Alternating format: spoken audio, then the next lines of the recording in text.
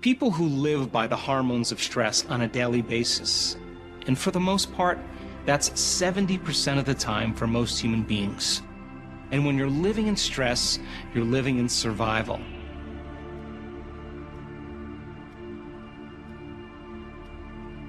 And when you're perceiving some threat in your external environment, when you perceive a danger, you have the perception of something that could get worse, it turns on that primitive nervous system called your fight or flight nervous system.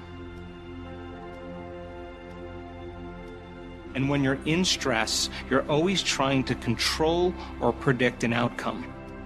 So people who live under the gun of those chemicals, those emergency chemicals, are shifting their attention very quickly from one person in their life to another person in their life, to something at some place at some time, to meetings, to places they have to go. And every single one of those elements that are known in their external environment are neurological networks that are reflected in their brain. So under the urgency and the arousal of the stress hormones, we begin to shift our attention from one person to one thing. We activate these individual circuits. And like a lightning storm in the clouds, the brain begins to fire out of order, very incoherently. And when the brain is incoherent, you're incoherent. And when the brain isn't working right, you're not working right. And it's this state that begins to cause the brain to function like a house divided against itself. Different compartments of the brain no longer synchronize. And we've found the formula to teach people how to create more order and more coherence in their brain. And when they do this properly, without the aid of some type of drug, medication, or some type of external therapy, if they just practice that formula, they can begin to make their brain work better. When your brain is functioning right, you begin to see the world very differently. And so coherence then is when the brain starts to unify those different communities of neurons that were once subdivided. All of a sudden, you see the front of the brain start resonating and begin to oscillate with the back of the brain. You see the right side of the brain start synchronizing with the left side of the brain. And the brain is starting to function in a more holistic state. And what syncs in the brain links in the brain. And all of a sudden, you start feeling more whole. By the same means, when a person is living by the hormones of stress, there's only three things that primitive nervous system wants to do when you're living in survival: to run, to fight, or to hide. And because social mores say you can't fight, you can't run, or you can't hide, many times people are stepping on the gas because that emergency system is telling them to act. And yet they're in a business meeting, they're in the car with their children, they're on the phone with somebody, and it's those stress hormones that are beginning to activate the heart to race because blood needs to be pumped to the extremities in that state. But you're stepping on the gas, and at the same time you're stepping on the brake, and the heart starts to function incoherently. And when your heart functions incoherently, you stop trusting yourself. And all of a sudden then, the heart begins to send very, very inconsistent messages to the brain, and the person starts to move into dis-ease or imbalance. And so teaching people then how to create heart coherence and to create brain coherence and to synchronize coherence between their heart and their brain begins to make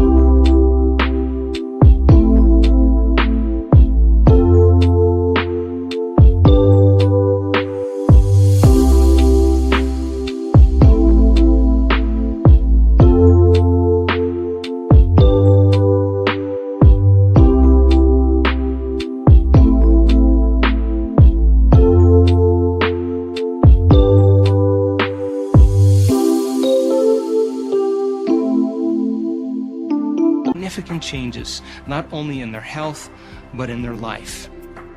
And by the same means, that when you begin to create brain and heart coherence, there's more energy going to the brain.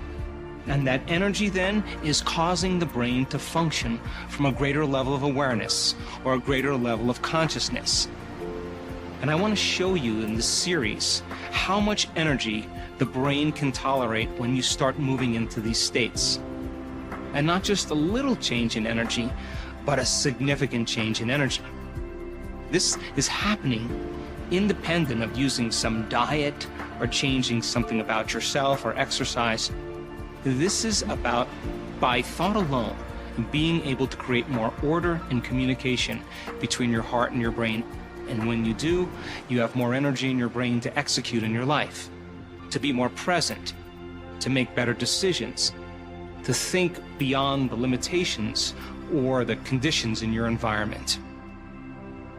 In order for people to truly begin to make significant changes in their life, they have to get beyond the memory of themselves. Now let's talk about that. Your personality creates your personal reality.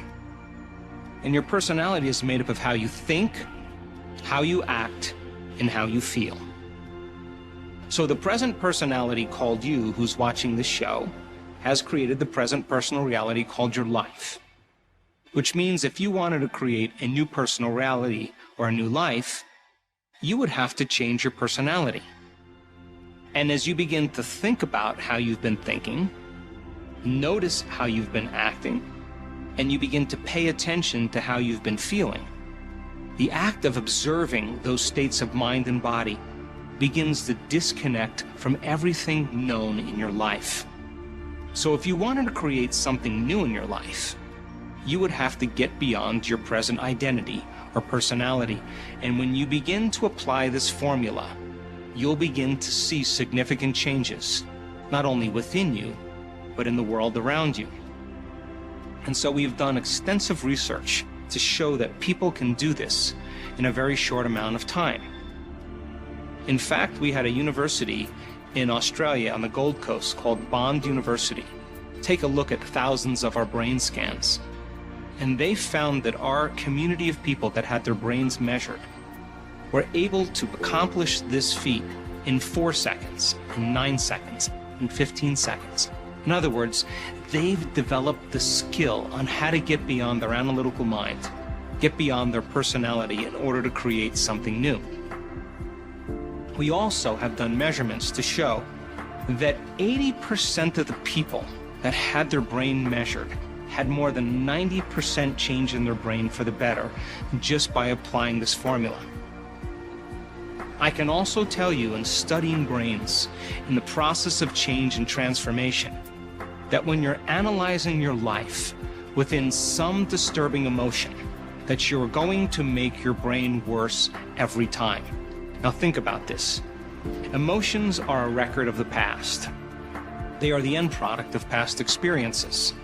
And if you're living your life from some familiar emotion, and that emotion typically is driven by the hormones of stress, as long as you're thinking within that emotion, we could say then you are thinking in the past. That the solution to your problems is not thinking within that emotion. It's getting beyond yourself and beginning to get beyond the emotion, and when you do, you get beyond your past. And now you're no longer viewing your future or yourself through the lens of the past. The side effect of that is that you begin to see possibilities that you never saw before.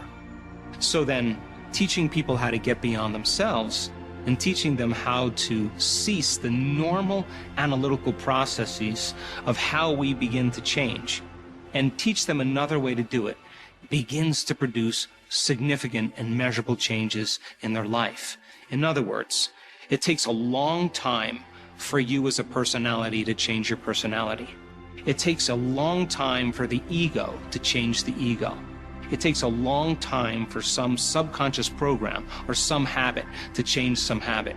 But the formula that we teach people on how to get beyond themselves allows them to become so conscious that they're no longer immersed in the personality.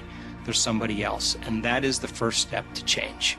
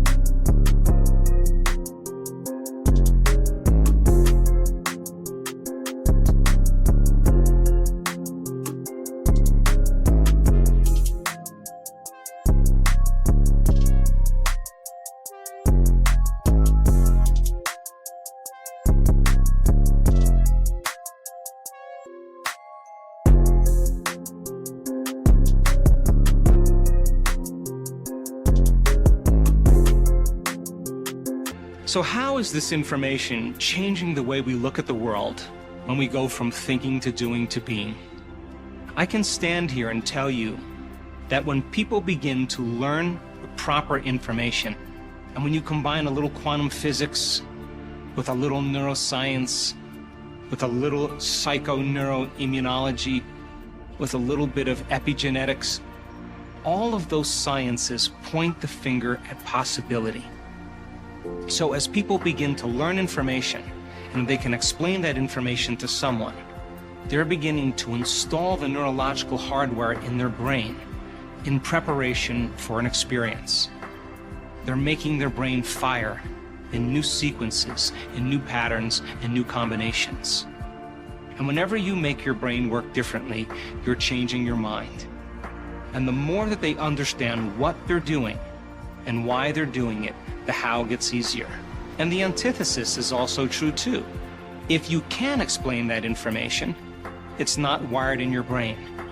So the purpose of the explanation process then, as we add new stitches into the three-dimensional tapestry of our gray matter, is we're doing this because we want to install that circuitry so that nothing is left to conjecture, nothing is left to superstition, nothing is left to dogma.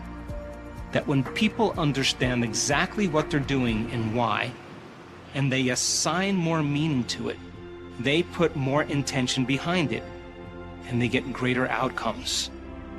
So once people can understand that information from an intellectual, theoretical understanding in their thinking neocortex, if I can set up the conditions in the environment and give them the proper instructions, and they can get their behaviors to match their intentions and their actions equal to their thoughts, when they get their mind and body working together, they have some type of transformation. So what's the side effect of this process? We're seeing common people around the world doing the uncommon, in a sense, becoming supernatural. And I'm talking about healing from chronic health conditions, from cancer to diabetes, to Parkinson's disease, to lupus, to spinal cord injuries, traumatic brain injuries, to anxiety, to depression, and even rare genetic disorders that medical science has had no solution for. And when they reach this point, they're stepping back into their lives, supernatural. And what does that mean? They are greater than their bodies. They are greater than the conditions in their environment, and now they're in a whole new line of time. And as a result, not only do they change, but their life changes as well.